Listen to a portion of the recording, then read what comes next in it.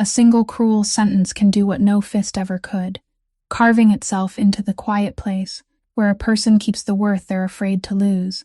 And Quinn Avery learned that the hard way under the warm gold lights of the most expensive restaurant in Boston. She was 27, a pastry chef with flour permanently under her nails, and a dream she'd buried years ago. The kind of woman who could taste loneliness in a stranger's cooking, but couldn't see her own beauty in a mirror anymore. For 2 years, Brett Coleman had been teaching her to make herself smaller, one comment at a time, until the bright girl who once laughed too loud and ate without counting had shrunk into someone who apologized for taking up space. That night she'd worn a deep blue dress she'd saved 3 months to buy, and for one fragile second before they left her apartment, she'd actually felt lovely. Brett made sure that feeling didn't survive dessert. When she reached for the menu, he leaned back, loud enough for the tables around them to hear, and called her a fat embarrassment he was ashamed to be seen with. The room went still. Forks paused. A waiter froze mid-pour. Quinn sat there with her face burning and her eyes filling, wishing the floor would simply open and swallow her whole. And she didn't know that the most dangerous man in the city was sitting 3 tables away, in the shadowed corner he always reserved, watching everything over the rim of a glass he'd just set down. His name was Gabriel Brennan, though almost no one alive said it out loud. At 37, he ran an empire that didn't exist on paper, a man you couldn't find in a single photograph or a single file, who'd built a fortune out of the harbor and the dark rooms beneath this very city, after the world took everything from a poor Irish kid in South Boston and left him with nothing but a cold kind of patience. People who crossed him didn't argue twice. He owned the restaurant Brett was shouting in. He owned a great deal more than that. And as he rose from his chair, unhurried, every server in the building went pale, because they knew what that stillness meant, the stillness of a loaded gun in a steady hand. He crossed the floor without raising his voice, stopped beside their table, and said one quiet sentence that emptied the air from Brett's lungs and pinned the entire room in a silence so complete you could hear the candles burning. Nobody had ever spoken to Quinn the way this terrifying stranger was about to, and nobody could have guessed that the coldest man in Boston was about to be undone by the one woman the world had taught to believe she was worth nothing, or that saving her would cost him the empire, the buried secrets, and the heart he swore he'd never let anyone touch again. So before we begin, if a story about reclaiming your worth speaks to you, take a second to hit that like button right now. Share it with someone who needs reminding what they're truly worth tonight. And subscribe to the channel so you never miss a tale of love, danger, and second chances. Now let's step back into that silent room, where one man's quiet sentence is about to change 2 broken lives forever. Gabriel Brennan did not hurry. He let the silence stretch for one more beat, long enough for Brett to realize every eye in the room had turned toward him, and only then did he speak, his voice low and quiet enough that people had to hold their breath to hear it all. Yet every word fell like cold stones striking the table. He said that in this room, the only person who ought to be ashamed was not the woman brave enough to lift her head while wearing the dress she loved, but the man so small he had to lower someone else in order to feel tall, and a man who did not know how to treasure the precious thing sitting across from him did not deserve to sit at the same table with her. The sentence was not loud, not vulgar in a single word, but it drained the air from Brett's lungs, as though someone had just strangled the whole room. Brett opened his mouth to answer, the familiar reflex of a man who always needed the last word. But when he looked up and met Gabriel's eyes, something inside him froze solid. It was not anger he could understand, anger he could argue with. This was absolute calm, the calm of a man so accustomed to making others disappear that he did not need to raise his voice. And the deepest instinct in Brett, the instinct that sensed danger before reason could name it, told him that silence right now was the only way he would walk out of this place intact. He closed his mouth. Throughout the restaurant, not a single fork moved. A woman at the next table let out a breath without realizing she had been holding it. Then, almost from nowhere, 2 men in dark suits appeared on either side of Brett. No one saw where they had entered from, and there was no threat spoken, only the silent, certain presence of men who had done this hundreds of times before. One of them inclined his head slightly toward the door, a gesture so polite that from a distance, someone might have thought they were escorting an honored guest. Brett stood, his legs unsteady and betraying the calm mask he was trying to keep. And for the first time in 2 years he had nothing to say, no cutting remark, no final word with which to claim victory. He glanced at Quinn, and in that look there was bewilderment mixed with something bitter, as though he could not believe that the girl he had spent all that time teaching to bow her head was sitting there now, protected by someone like this. Then he was led away, quietly, down the carpeted hallway, through the glass door, and out into the Boston night, and with him went the invisible weight that had been pressing on Quinn's chest all evening. Quinn sat motionless, both hands still gripping the edge of the tablecloth, her heart pounding so hard she thought the whole room could hear it. She did not understand what had just happened. For 2 years, she had grown used to managing alone beneath insults, used to no one in any room ever opening their mouth to stand with her, so used to it that she had almost begun to believe she was not worth defending. And yet a stranger, a man she had never met, had just done exactly that with only a few sentences, and done it with a firmness that had silenced the entire room. She lifted her eyes, meaning to say thank you, to find some phrase for a moment that had no place in any script of her life, but Gabriel was no longer looking at her. He merely adjusted his cuff link, his gaze passing over her for one brief moment, a moment she could not read, then turned and walked away, his tall figure moving between the stunned tables without a word, without waiting for thanks, without needing anything in return, as though to him what had just happened was not a favor, but simply the correction of something that should never have been wrong in the first place. Quinn watched him disappear toward the familiar shadowed corner, then farther beyond it, and inside her chest, mingled with the still-burning shame and the shock that had not yet faded, something very strange had begun to glow, a tiny spark of light she had not felt in a very long time, the feeling that perhaps, just perhaps, she was not as terrible as people had always told her she was. She did not know the man's name. She did not know who he was, why he had spoken, or why an entire elegant restaurant had trembled before one quiet sentence from him. But she knew, with a certainty that chilled her, that her life had just brushed against something she had never understood, and would never be the same again. Quinn could not remember how she had managed to stand, only that when her legs found feeling again, she had slipped between the still whispering tables, pushed through the double doors into the kitchen, and let them close behind her as though shutting out an entire world. In here, beneath the harsh white lights and the clatter of pots and pans, no one looked at her with pity. She leaned back against the row of cold steel cabinets, both arms wrapped around her elbows, and only then did the tears truly spill out, not because of what Brett had said, but because she could not understand why a stranger had needed to stand up for her when for 2 years she had not been able to do it for herself. Rosa Marchetti found her there. The 58-year-old head chef, with salt and pepper hair pinned high in hands hardened by fire and knives, did not ask a single question. She only placed a warm towel in Quinn's hands and drew her down onto the stool beside the oven, where the heat spread gently like an embrace. Rosa was the only person in this restaurant who called Quinn's pastries by their proper names, the only one who had once tasted her passion fruit tart and fallen silent for a moment before saying that this girl had something no school could teach, the ability to make the person eating remember something they thought they had forgotten. She sat beside Quinn without hurry, letting her cry until there was nothing left, and only then did she softly ask how much longer Quinn planned to let that man choke the life out of her. Quinn wiped her face, and the things she had never said aloud suddenly poured out in that warm kitchen. She spoke of the mother who had raised her alone in a cramped apartment in the suburbs, a woman who worked 2 shifts but still set aside half an hour every evening to stand beside the old oven and teach her daughter how to beat batter, how to feel when butter was soft enough by using only her fingertips. She spoke of the promise the two of them had once whispered to each other, that one day they would open a little bakery of their own, with a brass bell over the door that would ring each time a customer came in, and her mother would sit at the counter, smiling as she watched her daughter become the owner. Then she spoke, her voice growing smaller, about the day when she was 19, when illness took her mother so quickly that Quinn had not even learned all the recipes she had meant to pass down. And along with her mother, the dream of that brass bell had been buried too, because alone she did not have enough courage, enough money, or most of all, enough belief that she deserved something that beautiful.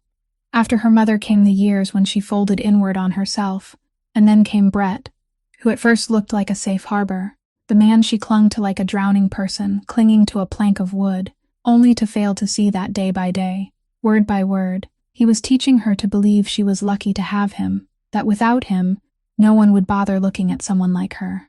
Rosa listened to all of it without interrupting, and when Quinn fell silent, she took the girl's hands, turned them palm up, and looked at the calluses and tiny burn marks of a true baker, then said these hands were not born to clutch the edge of a tablecloth and endure humiliation. They were born to create things that made people happy, and someone who could bring sweetness into the world like that had no right to tell herself she was something shameful. She said the mother who had taught her to feel the softness of butter with her fingertips surely had not raised a daughter just so she could apologize for daring to exist. Those words touched a place deep inside Quinn, deeper even than the words of the strange man outside, because they came from someone who had watched her struggle every day and still believed in her. She sat there for a long time, the warmth of the oven soaking into her back, and for the first time in years, beneath the ashes of humiliation, something sturdy stirred, a small but stubborn seed of resolve whispering that perhaps the brass bell over that door was not truly dead, that perhaps there was still time for her to dig it up from the grave she had buried with her own hands. She did not yet know where to begin, and she did not yet know that the man who had left the restaurant tonight would return to her life sooner than she imagined. But that evening, when she took off her apron and stepped out onto the cold street, Quinn realized she no longer wanted to be the woman who kept apologizing for taking up space. The alley behind the restaurant was empty and bitterly cold, with only the dull yellow light spilling down from the wall lamp, and the scent of coming rain drifting in the December wind. Quinn pulled the collar of her coat higher, about to head toward the subway station, when she realized she was not alone. Gabriel Brennan was leaning against the sleek black car parked by the curb, both hands tucked into the pockets of his cashmere overcoat, so silent that if her eyes had not passed over him, she might have walked by without ever knowing he was there. He did not step toward her, made no gesture that would frighten her. He only stood there watching her with the same calm that had silenced the entire restaurant a little while earlier, and Quinn suddenly understood why people feared him so much, not because of what he did, but because of the way he observed, as though he could see through the armor people built around themselves and read exactly what they were trying to hide. She stopped, her heart beating fast, and stammered a thank you for what had happened inside the restaurant, saying he did not have to do that. Gabriel tilted his head slightly, and when he spoke, his voice no longer carried the sharp coldness it had held when facing Brett, but was low and slow, as though he weighed every word before letting it leave his mouth. He said he had not done it for her, but because he could not tolerate sitting there, listening to a mediocre man give himself the right to decide another person's worth, and that if she thought he had acted out of goodness, then she was thinking of him more kindly than he deserved. The way he said it was strangely direct, without any false humility, without any effort to make her see him as noble, and somehow that honesty made her trust him more than any sweet words would have. Then he did something that left her stunned. He asked whether she was the one who made the passion fruit tart with the thin almond crust that the restaurant still credited to another pastry chef on the menu. Quinn's head snapped up, completely unable to understand how a man like him could know that, because the name on the menu was not hers, because her work had long been claimed by someone else while she had never dared speak up. Gabriel saw the astonishment on her face and nodded faintly, as if the answer were already clear. He said he had eaten that tart 3 times, and all 3 times he had recognized the same thing, a delicacy no one could pretend to possess, the feeling that someone had placed all their longing into every layer of pastry. He said that dessert was the only thing in his entire restaurant that had made him stop in the middle of a meal, and a person capable of creating that should not be hiding in the kitchen, while someone else harvested the fruit of her labor. Quinn did not know how to answer. For so long, she had grown used to being overlooked that she no longer knew how to react when someone saw her so clearly. She said softly that she was only a kitchen assistant, that the other name had more seniority, that she did not want to cause trouble. Gabriel looked at her for a long while, and under the dull yellow light of the alley, she saw something pass through the depths of his eyes, not pity, but almost a strange kind of regret. He said some people were born carrying a light inside them, and the tragedy was not when the world tried to put it out, but when they believed the world and covered it with their own hands. He said she was one of those people, that he had seen it shining even when she sat in the restaurant, trying to make herself as small as possible, and that it was a terrible waste for someone that bright to spend so many years apologizing for daring to shine. Those words struck directly at the small seed of resolve that had begun to stir in the kitchen a little earlier, making it flare a little brighter, and Quinn felt her throat tighten. She opened her mouth, meaning to ask who he was, how he knew so much about a restaurant, why everyone trembled before him. But just then a man stepped out of the darkness, murmured a few words to Gabriel, and Gabriel only nodded before turning back to her one last time. He said she should go home and rest, that the night had already been long enough, and that she should remember one thing clearly. The only person with the right to decide how much she was worth was herself. Then he stepped into the car, the door closing without a sound, and the vehicle glided smoothly into the Boston night, leaving Quinn standing alone on the step, her heart tangled with a feeling she had no name for, bewildered, seen, and for the first time in a very long while, real. For several days after that night, the name Gabriel Brennan kept returning to Quinn's mind like a question with no answer. She began to notice things she had never seen before, and the more she noticed, the more a chill moved through her.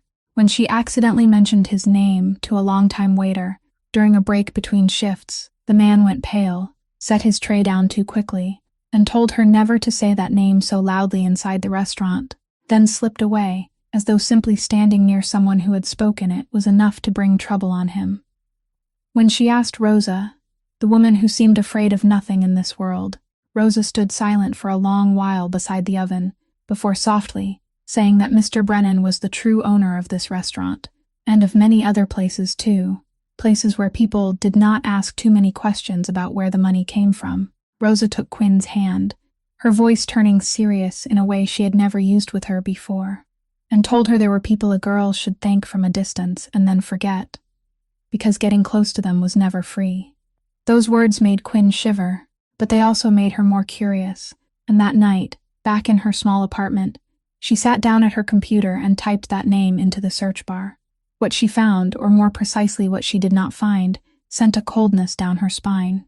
Not a single photograph, not one article, no social media page, no company profile under his name, not a single line of news about a man who could make an entire elegant restaurant tremble just by rising from his chair. There were a few other men named Gabriel Brennan in the world, a teacher in Ohio, a retired football player, but none of them was the tall man with calm eyes who had spoken to her in the alley. That man, in every way the modern world was capable of recording, simply did not exist. Quinn sat motionless for a long time before the screen, remembering how he had said people did not take photographs of him, and only now did she understand it had not been a joke. A man who could own harbors and buildings in the heart of Boston and yet leave no trace behind. How much power must such a man have, and how careful must he be, to erase his own presence from the surface of the earth? She thought of the two men in suits who had appeared from nowhere beside Brett, thought of the way Brett, the man who always needed the last word, had fallen silent after a single sentence, and for the first time, real fear slipped into the middle of her gratitude. She owed a debt of kindness to a man she did not know at all, a man whose name alone made other people cautious. Just then, her phone vibrated, an unknown number not saved in her contacts. When she answered, the voice on the other end belonged to a man she had never heard before, polite but utterly cold, introducing himself as someone who worked for Mr. Brennan. He said Mr. Brennan wanted her to know that her tart deserved to have her own name on the menu, and that, as of today, it had been arranged. Quinn had not even had time to understand why a man like him would concern himself with something so small inside his own restaurant, when the speaker paused for a beat, then added a sentence she would remember for a very long time. The man said Mr. Brennan also wanted her to understand one thing clearly, that his attention was not like the attention of other men, that it did not arrive without bringing its shadow with it, and that those who stepped into his sight sometimes unknowingly stepped into the sights of those who opposed him. He said it was not a threat, but a truth Mr. Brennan wanted her to know beforehand, so she could choose her own distance, because he was not the kind of man who believed in hiding the real cost behind sweet words. Then the call ended, leaving Quinn sitting alone in her dark apartment, the phone still in her hand, her heart pounding. She understood that she was standing before a fork in the road, that the wisest and safest choice was to do exactly as Rosa had advised, to be grateful from a distance and forget him, to close this door before it had a chance to open any wider. But she also could not forget the look in that man's eyes in the alley, the way he had looked at her as though she were a light worth protecting rather than something that had to apologize.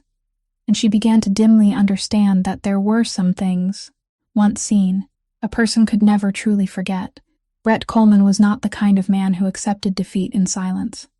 After being thrown out of the restaurant in front of an entire room, after being silenced by a man whose identity he did not even know, he carried his bruised ego home and turned it into the most poisonous thing a man like him could create. He could not touch the man in the restaurant, but he knew exactly where to hurt Quinn so it would wound her most deeply. And that was her work, the one thing she still had left to be proud of. Less than a week later, a complaint was sent to the restaurant management, accusing Quinn of stealing proprietary recipes from a bakery where she had once interned years before, accompanied by old messages that had been cut apart and twisted until they looked like evidence. Brett had broad connections in Boston's restaurant world, and he knew how to whisper into the right ears, knew how to dress a slanderous lie in a skin that looked believable. The management, always afraid of legal trouble, immediately suspended Quinn pending an investigation, and in a single morning, the woman who had only just begun to feel a little courage ignite inside her saw the ground collapse beneath her feet.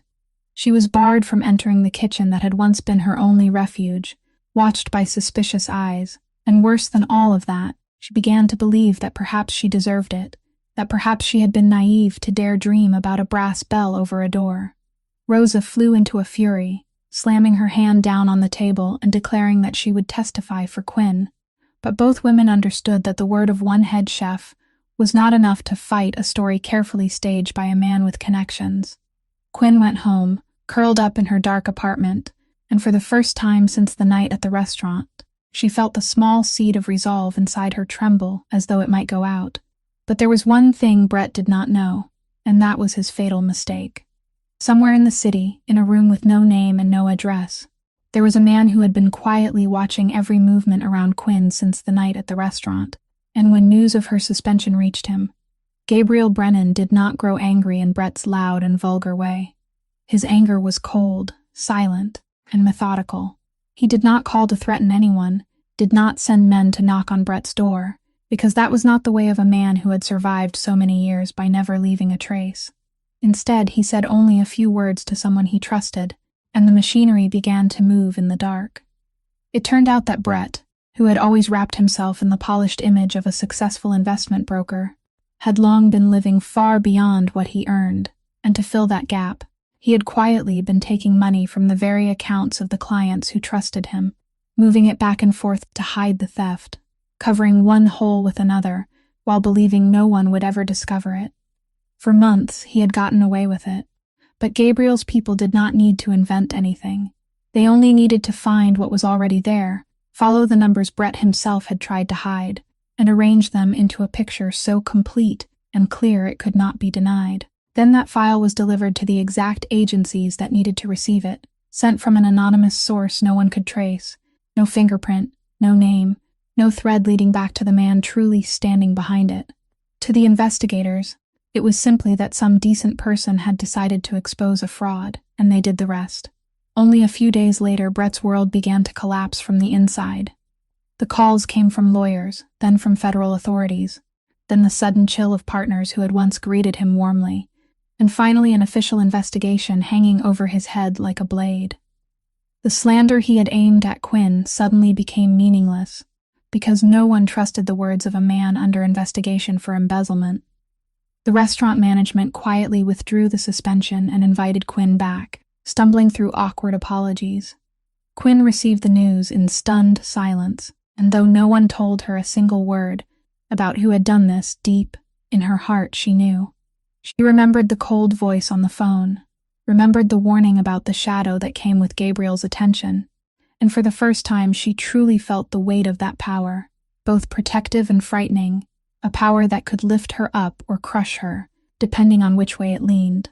When Gabriel's machinery followed Brett's financial trail to build a complete picture of the man who had hurt Quinn, it accidentally touched something even Gabriel had not foreseen, and that was the thing that truly made him stop. Brett had not only embezzled client money to fund his lavish life, he was also buried under a massive gambling debt, and that, in this city, was nothing unusual.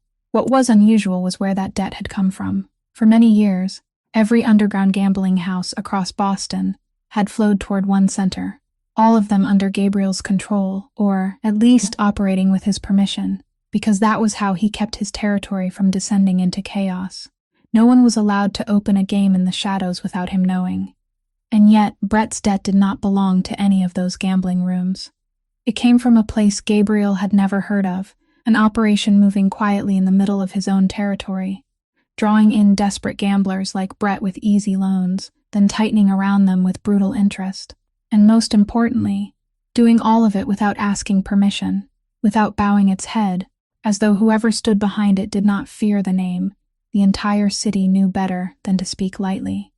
In nearly 20 years of rule, this was the first time Gabriel had touched anything like it, and its silence made him more wary than any open challenge could have. An enemy who dared confront him directly was an enemy he understood. He knew how to handle that, but an enemy patient and clever enough to quietly slip into the very core of his empire, to build a network beneath his nose without him knowing, was dangerous in an entirely different way, because it meant that person had been watching him for a long time, had understood how he operated, had chosen precisely the blind corners where he was not looking. Gabriel sat for a long time in his dark room, his fingers tapping slowly against the wooden desk, turning over each fragment of information his people had brought him, and the more he turned it over, the more uneasy he became. The numbers they had found did not match any rival he already knew. The way the money had been washed through layers of shell companies showed an experienced hand, someone who understood the underworld down to its smallest corners, not some reckless newcomer, but a person who had lived in darkness for years. Someone who knew exactly how to build something invisible so it would not be detected. And there was something else that chilled the back of Gabriel's neck, a vague feeling he could not name, that this person's methods were strangely familiar, like a melody he had heard somewhere far in the past, a shadow he had believed buried long ago. He pushed the feeling aside, telling himself he was thinking too much, but it did not entirely let him go. His most trusted man, a quiet man named Walsh, who had been with him for years, murmured that perhaps this was only some ambitious group drifting in from out of state, that they would find them and clean it up as they always had before. But Gabriel slowly shook his head. He said an ordinary ambitious group would show off, would fight noisily over territory, would leave traces everywhere because it wanted people to know its name. This person was the opposite. He hid himself. He was patient. He did not need anyone to know he existed, and that was exactly what Gabriel feared, because that was also how Gabriel himself had survived and grown powerful. And only one kind of person behaved that way, the kind who did not hunger for immediate power, but was aiming for something deeper, something longer lasting, something worth waiting years for. For the first time in a very long while, the man all of Boston feared felt something he had almost forgotten the shape of, the unease of a hunted man. He ordered Walsh to dig deeper, and more quietly, to follow that thin thread all the way to its end, wherever it might lead. And while his machinery began turning in an entirely new and dangerous direction, Gabriel realized that amid all those cold calculations, his mind kept drifting unconsciously back to one face, to a woman with a stubborn little light he had just pulled out of the mire, and for the first time, with a flicker of concern that felt strange even to him, he wondered whether by placing his attention on her, he had accidentally turned her into a piece on a board she did not even know existed. Brett, cornered and stripped of almost everything that had once propped up his ego, did not collapse quietly, but became dangerous in his recklessness. He began calling Quinn in the dead hours of the night, sometimes shouting that she was to blame for his ruin, sometimes pleading for her to come back, and then those words twisted into vague threats that were still enough to keep her from daring to sleep. One night, he appeared outside her apartment building and pounded on the door, and though the neighbors called the police and had him driven away, Quinn understood that a man who had lost everything and blamed her for it was a man with nothing left to lose. News of it reached Gabriel almost immediately, because ever since the night at the restaurant, though Quinn had not known it, a quiet shadow had always been watching over her safety from a distance. This time, he did not act through an intermediary, did not send a cold message. He came himself, one evening when she was still trembling after another call, and stood on the threshold of her small apartment with his familiar composure, saying she could not stay here any longer, that until everything settled, he wanted her somewhere no one could touch her. Quinn hesitated, because Rosa's warnings were still echoing in her head, because she knew that going with this man meant stepping deeper into the world, whose frightening weight she had only just glimpsed. But she was also too exhausted, too afraid, and there was something in the way he spoke, not commanding her but giving her the right to choose, that made her nod. The place he took her to was a penthouse high above the city, quiet and secure, with glass windows stretching wide over Boston glittering below like a sea of fallen stars. But what surprised Quinn was not the luxury. It was the emptiness of the place, a beautiful but cold space with no family photographs, no trace of laughter, like the home of a man who slept there, but had never truly lived there. Then she stepped into the kitchen, a kitchen equipped with the most expensive things any chef could dream of, but so spotless and soulless that it was clear no one had ever used it. That unused kitchen awakened something in Quinn. Instead of sitting still inside her fear, the next morning she found a little flour, some butter, and a few eggs that someone had thoughtfully prepared, and for the first time in days, her hands found their familiar rhythm again. She did not do it to impress anyone. She did it because it was the only way she knew to soothe herself, to remind herself that she was still a human being, capable of creating something beautiful.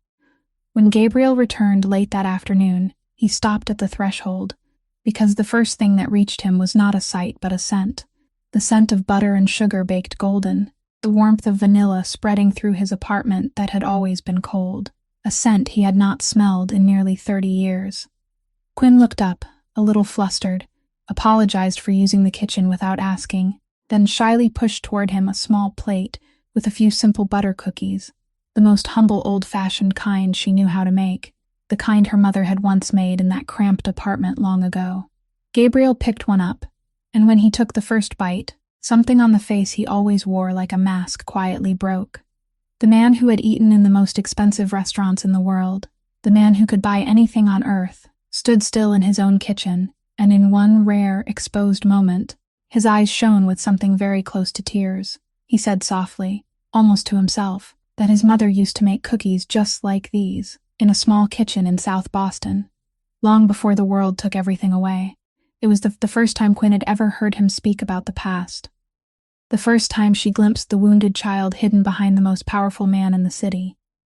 And in that warm kitchen, filled with the smell of fresh-baked cookies, something fragile and wordless, quietly began to take root between two people who should never have belonged to each other's worlds. Neither of them slept that night. Quinn found him sitting alone beside the wide glass window, an untouched glass of liquor in his hand, the city lights casting interwoven patches of brightness and shadow across his face. And for the first time he did not look like a king of darkness, but like a tired man carrying something far too heavy on his shoulders. She poured herself a cup of tea and timidly sat down some distance from him, saying nothing, simply being there. And perhaps it was that undemanding silence that opened something no one had been able to reach for all these years. Gabriel began to speak, his voice low and distant, as though he were telling the story of someone else, rather than himself. He said he once had a family, a father who was stern but loved his children in his own way, a mother who made butter cookies in a small kitchen, and a little brother who was just a 4-year-old toddler. They were poor, he said, poor enough that in winter they had to feed the stove with things that should never have been burned.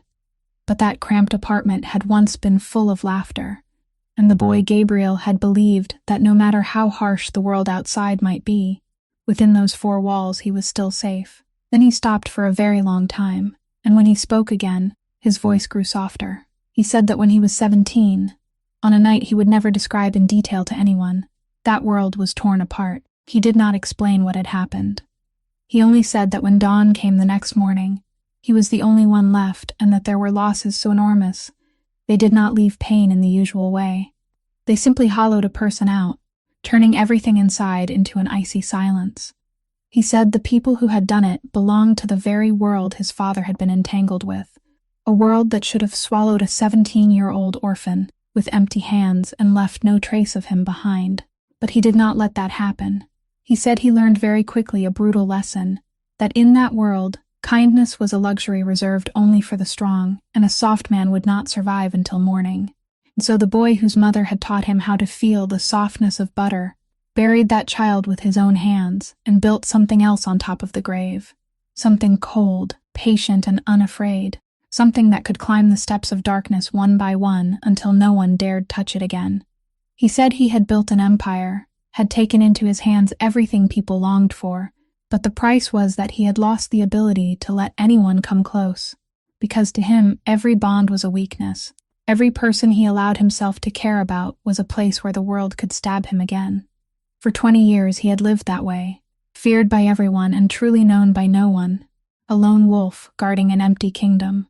When he finished, the room fell into silence and Quinn realized her face was wet. She did not feel afraid of him the way she knew she probably should. Instead, through the powerful man sitting before her, she saw a 17-year-old boy standing among the ashes of everything he had once loved. A boy who had been forced to become a monster just so he would not be crushed, and her heart ached with a pity she had never imagined she could feel for someone like him. She gently placed her hand over his, a small and trembling gesture, and said that no child deserved to live through that what he had become was not his true nature, but the armor he had been forced to wear in order to survive, and that this armor, though it had saved him, had also imprisoned him for all these years. Gabriel looked down at the small hand resting on his, the hand marked by the calluses of someone who created sweetness, rather than spread fear, and in that moment, the man who had never let anyone touch him did not pull away. It was the beginning of something neither of them yet dared to name. The first moment, a tiny crack appeared in the thick ice surrounding his heart, and through that crack, for the first time in 20 years, a little light slipped in. The days that followed passed in a strange rhythm neither of them admitted aloud. Quinn still baked every morning, and the penthouse that had once felt cold slowly warmed in a way money could never buy, filled with the smell of baked flour and the clink of little tins. Gabriel began coming home earlier, though he never said why, and they ate dinner together at the large table where two people had never sat before, talking about small things that, to a lonely man like him, felt so unfamiliar they were almost overwhelming. There were nights when they sat for a long time beside the glass window, while he told her about the cities he had passed through, and she told him about the recipes her mother had left behind, and in the silences between their stories, something invisible kept thickening between them, a pull they both felt clearly, and both feared. Quinn was afraid because she could not forget who he was. She had seen the way the whole city trembled before his name, had heard him admit what he had done to climb out of the darkness, and some rational part of her screamed that loving a man like that was madness, that the hands that had gently held a cup of tea for her were also hands that had done things she did not dare imagine. She wondered whether she was repeating her old mistake, whether she was once again clinging to a powerful man to soothe her own fear of being alone, and that fear sometimes made her suddenly cold, made her withdraw, made her raise an invisible wall between them. Gabriel was afraid in a different way, deeper and older. To him, the feeling growing in his chest whenever he saw her standing in the sunlit kitchen was not joy but a threat, because for 20 years he had lived by the iron belief that loving someone meant giving the world a place to stab, and he had seen with his own eyes how brutally that could destroy a person. Each time he felt himself soften, the 17-year-old boy standing among the ashes whispered a warning in his mind, and he would close himself off, becoming distant and cold, spending some evenings using work as an excuse not to come home, not to face the feeling that threatened to crack open the armor he had spent a lifetime forging. And so they kept pushing each other away, and being pulled back again, two wounded people circling one another like two stars afraid to collide yet unable to escape each other's gravity. But amid all that fear, something was quietly changing in Quinn, and that was what mattered most. Beside a man who looked at her as though she had worth, day after day, she began to recover the one thing 2 years with Brett had nearly worn down to nothing, her own voice.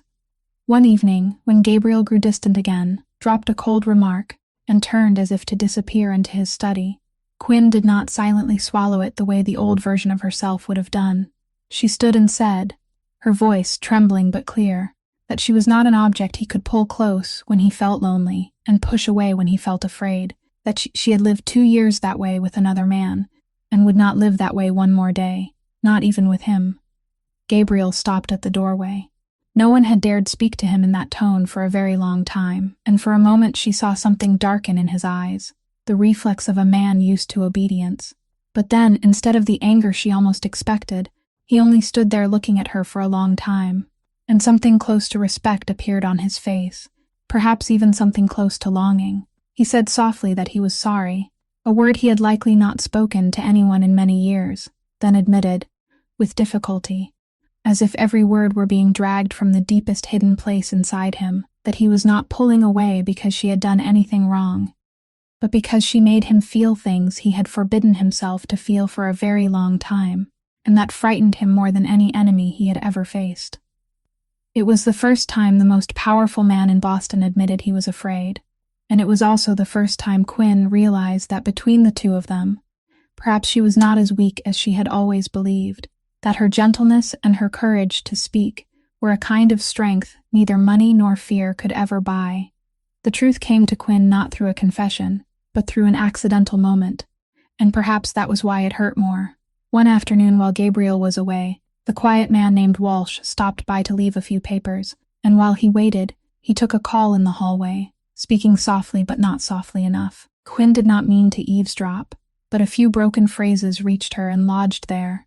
Words about a man from many years before, a man who had betrayed them and caused many people to die, and about how Gabriel had personally handled it in the way his world handled such matters. When Walsh left, Quinn stood motionless in the magnificent penthouse, and for the first time since coming here, the luxury around her suddenly felt suffocating. She had known, in theory, who Gabriel was, had heard him speak about the ruthless world he had been forced to survive. But knowing something vaguely in her mind and facing its concrete shape were two entirely different things. The man who had bitten into her cookie with tears shining in his eyes, the man who had let her hand rest on his in the middle of the night, was also the man who had done things that made a chill run down her spine just to think about. She sat on the edge of the bed, wrapping her arms around herself, and one question kept turning through her mind without mercy. Was she lying to herself? Was the compassion she felt for the 17-year-old boy in his story blinding her to the man he had truly become? She thought of herself 2 years earlier, of the way she had excused every cruel word Brett said, telling herself he was only under stress, that deep down he was still good, finding every possible reason not to face the truth that she was somewhere that hurt her. And the greatest fear that struck her now was that she might be repeating that same mistake, except this time the man was not lowering her with words, but lifting her up, indulging her, making her feel seen, and that tenderness itself might be even more dangerous, because it could so easily make her close her eyes to everything she did not want to see. She wondered whether a man who had grown, used to deciding the lives of others, could ever truly change, or whether she was only falling in love with a version of him she had drawn inside her own mind. When Gabriel returned that evening, he immediately sensed that something had changed, because she was no longer in the kitchen. There was no smell of fresh baking, only Quinn sitting beside the window, with a face she had tried and failed to keep calm. She asked him, quietly but directly, about what she had heard, and Gabriel did not deny it. He could have lied, could have justified himself, but he did not. He was silent for a while, then said what she had heard was true, that he had done many things in his life he would never be able to wash clean, and that he would not insult her by pretending he was a good man. That honesty, instead of comforting her, only made everything harder, because it meant she could not lie to herself and call this a misunderstanding. Quinn stood, tears running down her face, and said she did not blame him for the past he had been forced to survive, but she needed to know herself clearly before she could understand what she felt for him. She said that all her life she had defined her own worth through the man standing beside her, first through one who made her feel small, and now through one who made her feel important, and she could not move from one cage into another, no matter how gilded the second cage might be. She needed to stand on her own feet, needed to know who she was when no one was beside her to define her, before she could choose to be with anyone. Gabriel stood there, and though every fiber of him cried out to keep her, to use power, words, or tenderness to hold her back, he did nothing at all. Because for the first time in his life, he loved someone enough to understand that keeping her by taking away her freedom would be a betrayal of the very thing that made her so beautiful. He only nodded slightly, his voice tight as he said he would keep her safe wherever she was, and let her walk out the door, carrying with her a piece of the heart he had only just discovered he still possessed. Quinn rented a small room on the second floor of an old building on the north side of the city, a place with no glass windows overlooking a sea of stars, no kitchen fitted with expensive appliances, only an old oven that creaked, and a window facing a street scattered with fallen leaves. And yet, for the first time in a very long while, she woke each morning without having to measure her worth through the eyes of any man. The first days were difficult, because the old loneliness kept waiting to return, and there were nights when she lay on the narrow bed wondering whether she had just walked away from the best thing that had ever come into her life.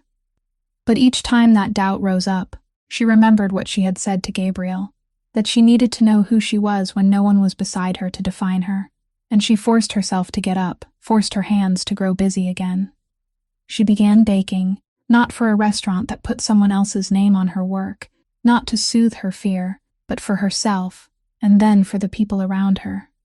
She brought butter cookies to the old woman who lived alone in the apartment at the end of the hall, brought tarts to the grocery store owner downstairs, and each time she saw someone's face light up because of something she had made, the seed of resolve inside her grew a little taller, a little steadier.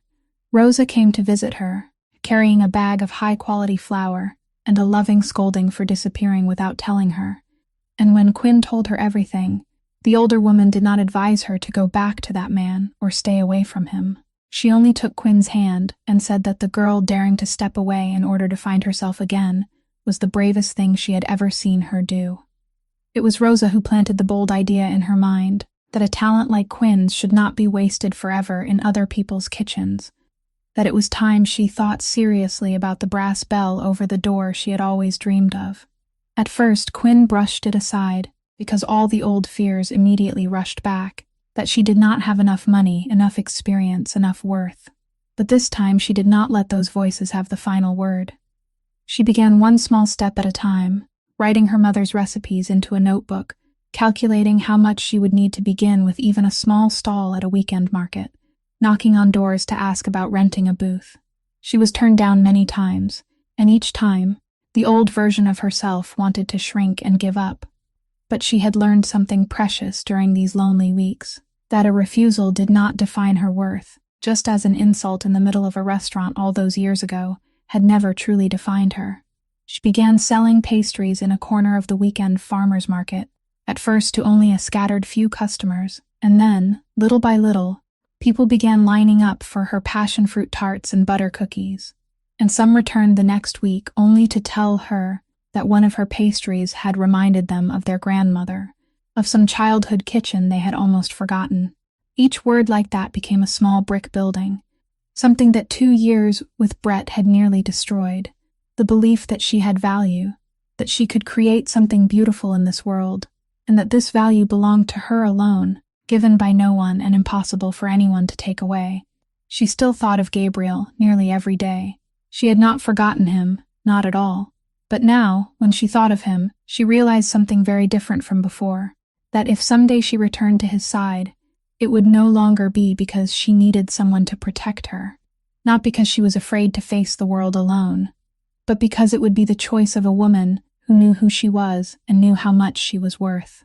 And she understood that only a love chosen from that place, from wholeness rather than lack, was the kind of love that deserved to last. Standing behind her little pastry stall on a weekend morning, sunlight spilling gold over the fresh trays from the oven and the voices of customers chattering brightly around her, Quinn Avery felt whole for the first time in her life, not because some man had told her she was valuable, but because at last she believed it herself. While Quinn was finding herself again among warm trays of pastries, the machinery Gabriel had released into the darkness weeks earlier kept turning quietly, following the thin thread of the strange operation that had slipped into his territory. Walsh and the men Gabriel trusted most dug deeper and more patiently, peeling away each layer of shell companies like layers of an onion, and every layer they removed brought them closer to a truth that Gabriel, deep down, had sensed from the night he felt that eerily familiar melody. But that very effort to hunt it down did something Gabriel had not foreseen. Every question his men asked, every door they knocked on, every number they traced, was like a ripple spreading across dark water. And somewhere at the far end of that water, someone who had been hiding for 20 years felt each ripple moving closer. That man was Vaughn Delacroix. He had once been the most trusted right hand of Gabriel's father, the man the boy Gabriel had once called by an affectionate name, the man who had sat at the family table during the days when laughter still lived there. And it was he, driven by greed and betrayal, who had pulled the strings on the fateful night that tore Gabriel's world apart when he was 17.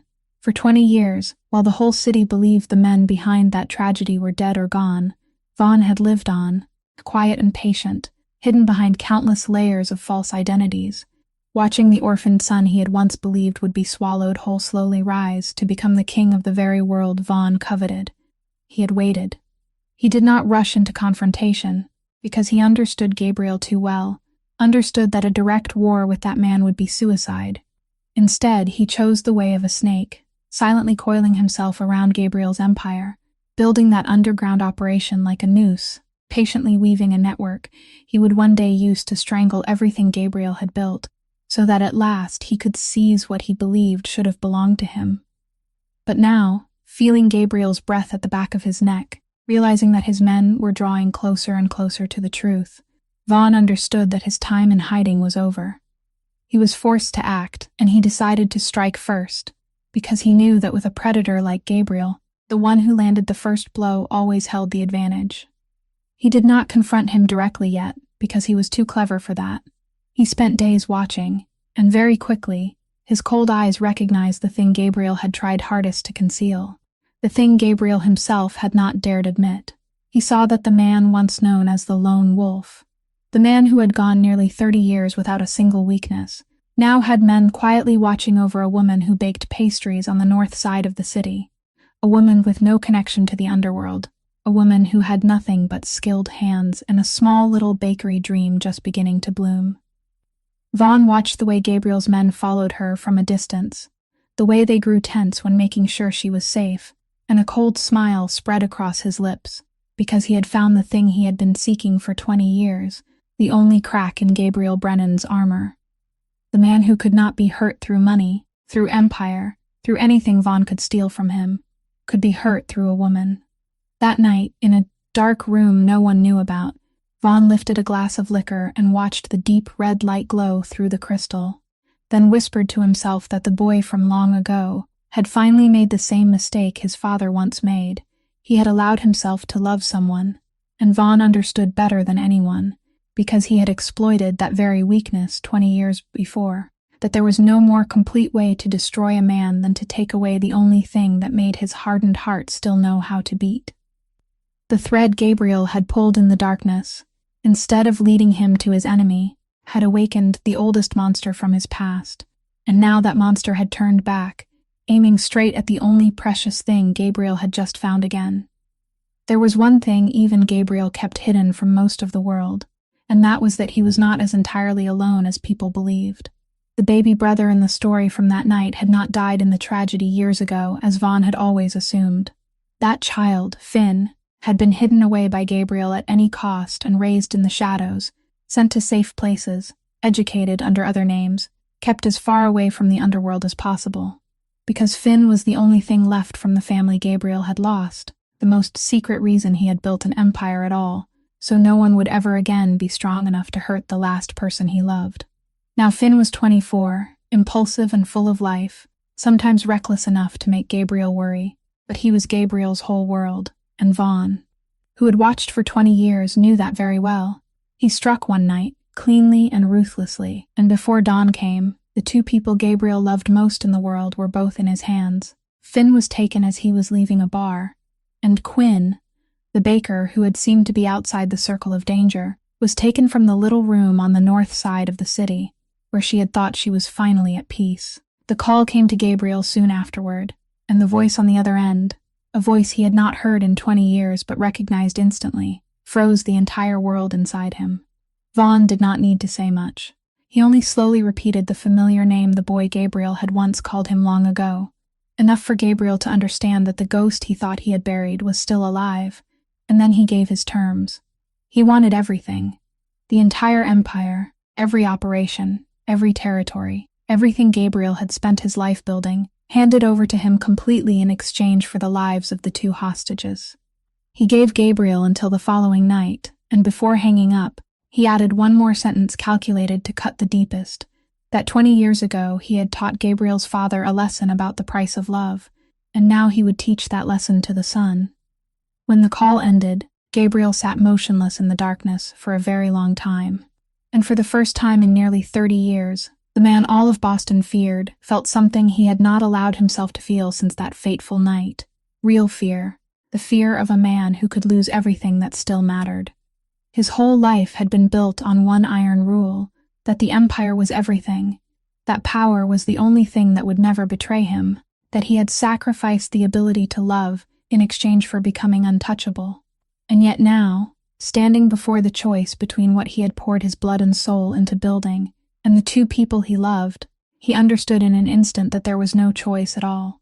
The empire, the power, everything that made the city bow, suddenly became weightless and meaningless beside the face of his younger brother and the woman who had taught him that his hardened heart still knew how to beat. At the same time, somewhere else, the news that Finn had been taken changed something in Quinn as well. Locked in a dark room with a panicked young man she had never met, when she realized he was Gabriel's brother, the last person left of his family, Quinn felt her own fear recede and make room for something else. She thought of Gabriel, of the 17-year-old boy, standing among the ashes, and understood that losing Finn too would destroy him, in a way nothing could repair. In that moment, the woman who had only just learned how to stand on her own 2 feet, realized that the independence she had fought so hard to reclaim did not mean turning her back on someone she cared for when he needed her most, but having enough strength to choose to stand beside him. She tightened her hand around Finn's trembling one, reassured him in a calm voice that surprised even herself, and instead of curling up and waiting for fate, she began to observe the room, listening, remembering, searching, and she told herself that if there was even the smallest chance for the two of them to survive, she would not miss it.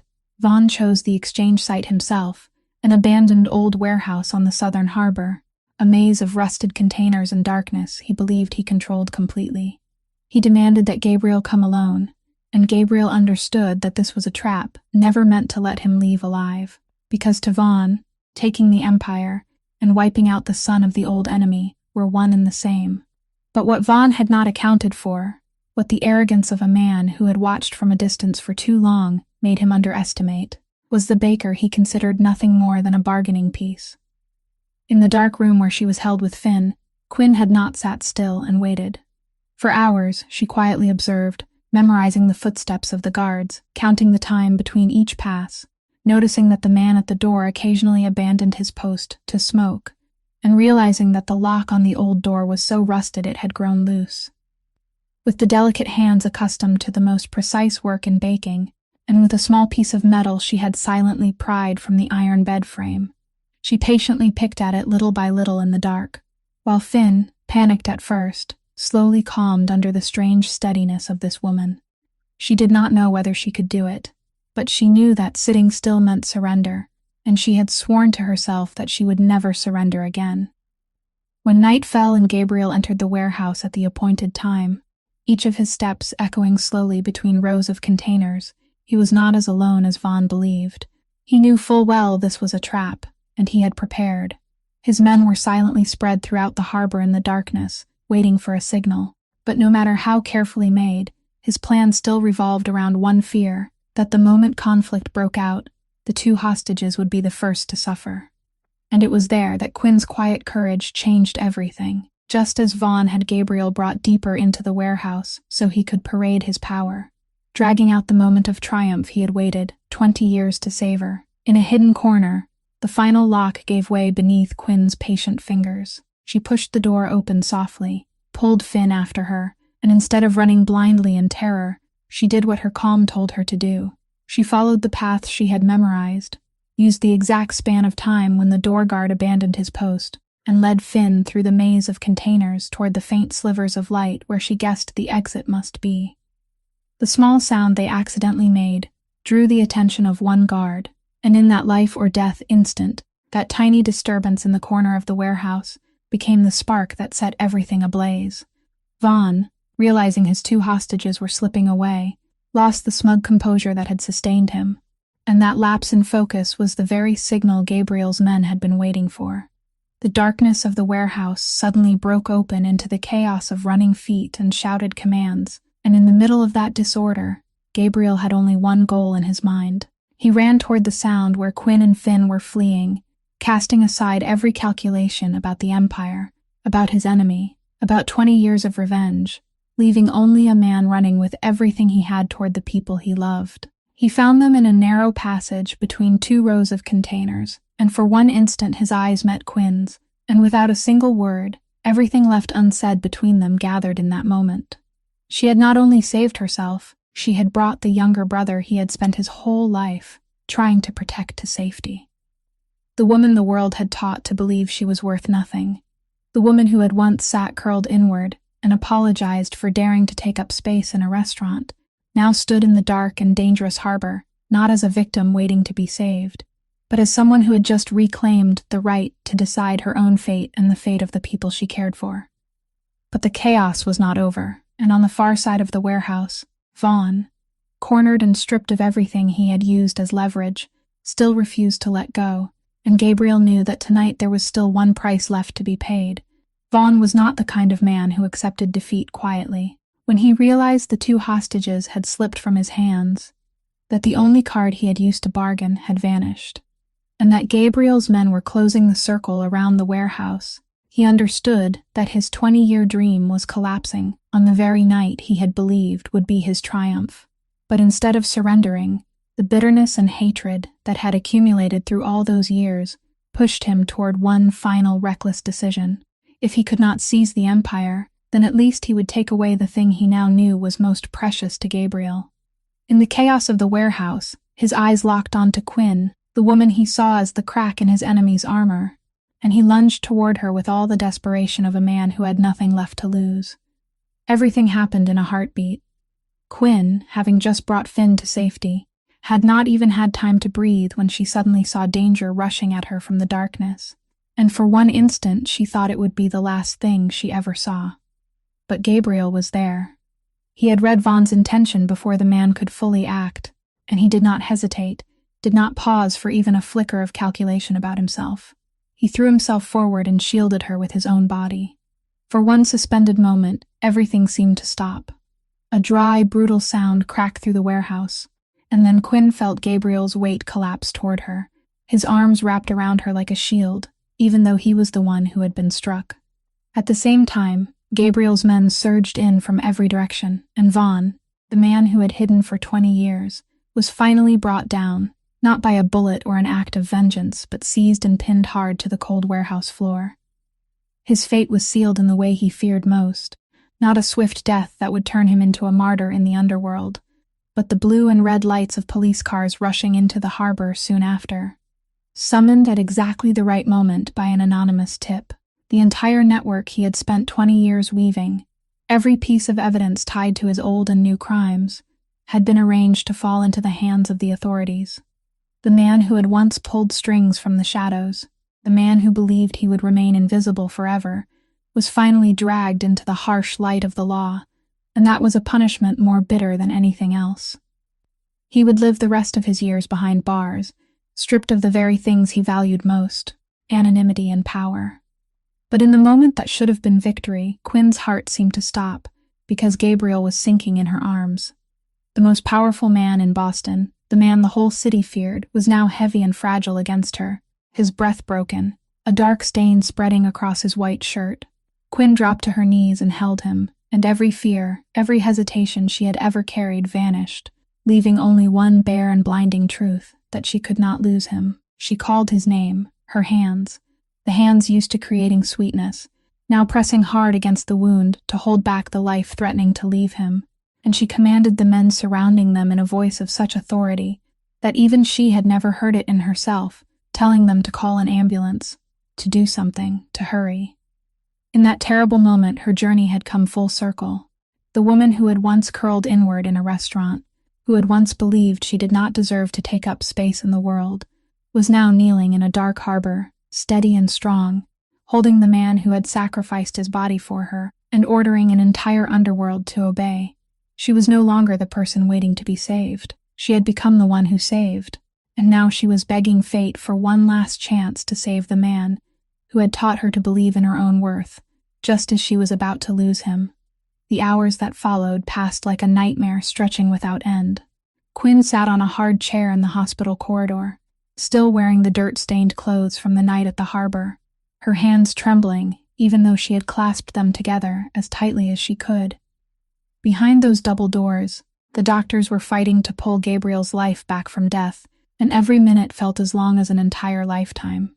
Finn sat beside her, the young man who had only just escaped the enemy, now pale and silent, and it was Quinn, who should have been breaking apart herself, who wrapped an arm around his shoulders and comforted him, with a strength she did not know where she had found.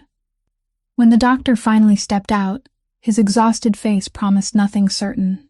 He only said they had done everything they could, that the wound was very serious, and that the next few hours would decide everything, that now it depended on whether Gabriel had enough will left to cling to life. Those words haunted Quinn, because she understood better than anyone that this was the thing to fear most. A man who had lived nearly 30 years believing he did not deserve anything good, a man who had buried his own heart and lived like a shadow inside an empty kingdom, could such a man still have enough reason to fight and stay in this life? When they finally allowed her inside, Quinn sat beside his bed, took the hand that had once made the whole city tremble and now lay cold and weak in hers, and began to speak. She spoke to him as though he could hear her, even though his eyes remained tightly closed.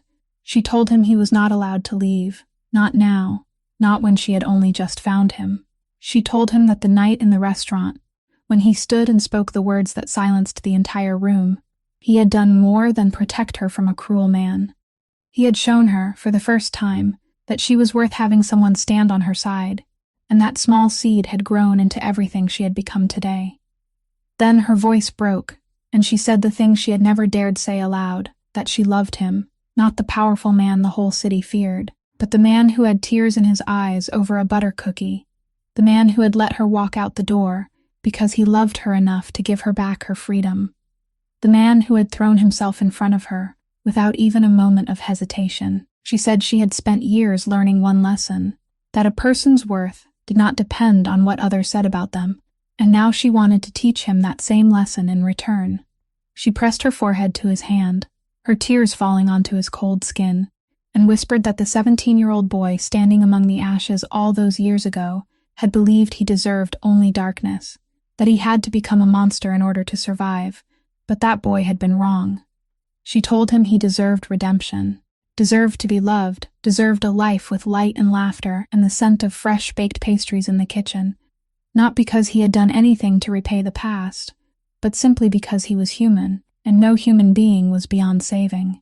She begged him to stay, not because the Empire needed him, not because Finn needed him, but because she needed him, because for the first time in both their lives, they had found a place to belong, and she refused to let fate take it away when it had only just begun. She sat there all night, never letting go of his hand for even a second, talking to him about the bakery she would open, about the brass bell over the door, about all the mornings they might still have together, drawing a future with words, and praying it would be strong enough to pull him back. And then, when the first rays of dawn slipped through the hospital window, at the very moment she almost no longer dared to hope, she felt it, the faintest squeeze of her hand so fragile that at first she thought she had imagined it, but then it came again, Gabriel's fingers moving softly in hers, like a man following a thread of light to find his way home. Gabriel survived, but his recovery was slow, and during the long weeks he spent in a hospital bed, the man who had once filled every moment with calculations of power suddenly had something he had never allowed himself to have in all his life: time to reflect. Quinn stayed beside him almost every day, bringing warm butter cookies that made the sterile hospital room carry the scent of a home, And it was during those quiet mornings, when sunlight spilled through the window and her hand rested in his, that Gabriel began to look back on his entire life through different eyes.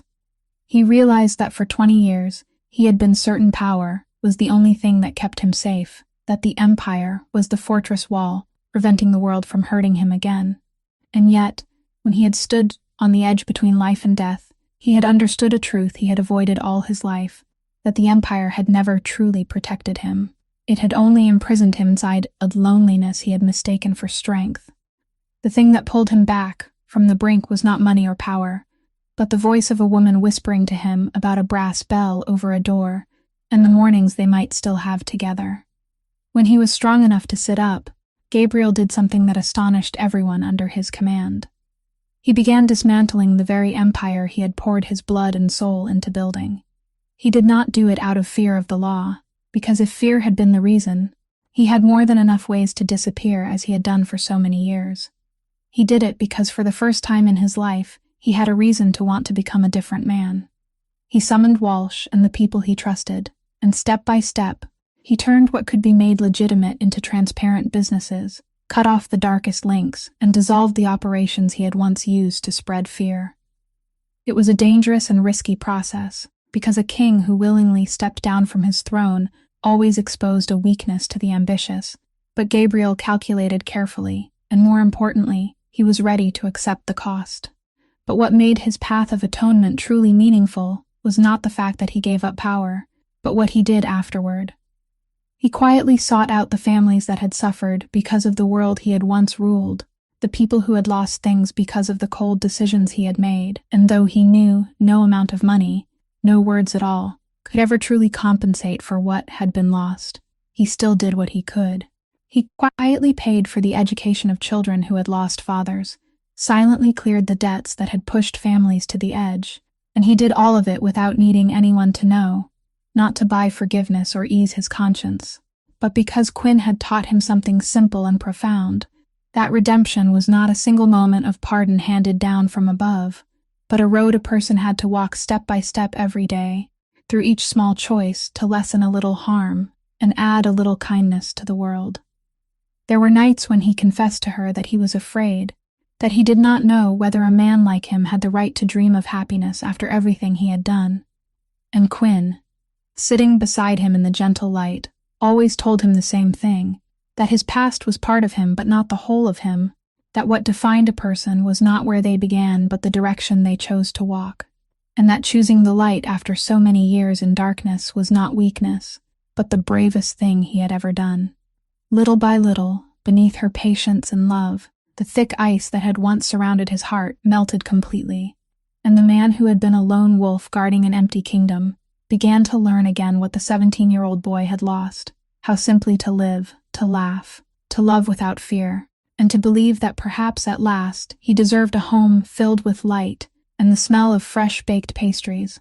1 year later, on a peaceful street in Boston, there was a little bakery people had begun whispering about and seeking out. It was not as glamorous as the fine restaurants where Quinn had once lowered her head and worked as a kitchen assistant, but it had something money could not buy, and that was soul. On the deep blue painted wooden door, the same color as the dress she had worn on that fateful night, hung a small brass bell that rang each time a customer stepped inside, just like the bell she and her mother had once whispered about beside the old oven. Every time Quinn heard that bell ring, she lifted her head and smiled, and she knew that somewhere her mother was smiling with her. The bakery was always fragrant with butter and vanilla. The passion fruit tarts with the thin almond crust now carried the rightful name of the woman who created them. And people lined up not only because the pastries were delicious, but because there was something in each one that made them remember a childhood kitchen, a beloved person, a feeling of being cherished. The Quinn of today was no longer the woman who had once curled inward and apologized for daring to take up space in the world. She stood behind the pastry counter with radiant confidence, loving her body, loving who she was, not because any man had told her she was worthy, but because at last she had come to believe it herself. And Gabriel, the man who had once made the whole city tremble, now often sat quietly at the small table in the corner, a cup of coffee in his hand, watching the woman he loved shine in the world that belonged to her. He never took the spotlight from her, never stepped to the front. He was simply there, quietly, a steady support behind her, so she could be fully herself, and sometimes, when the bakery was quiet, his younger brother Finn would stop by, bringing his youthful laughter to fill the room, and the three people who had once carried such deep wounds sat together around the little table, becoming the thing each of them had thought they would never have again, a family. The man who had once believed love was a weakness now understood that it was the greatest strength of all, and the woman who had once believed she was worth nothing had become the light warming everyone who stepped through the door with the brass bell. A cruel sentence from long ago had once carved itself into the deepest place where a person's worth lived, but in the end, love and self-belief were what healed that scar and wrote over it with an entirely new story.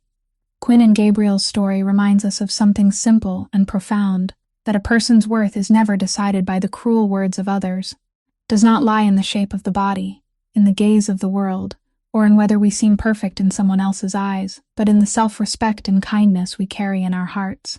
It reminds us that no one is beyond change, that no matter how long someone has been lost in the dark, there is always a road back toward the light if they are brave enough to choose it, and that sincere love has the power to heal even the deepest wounds.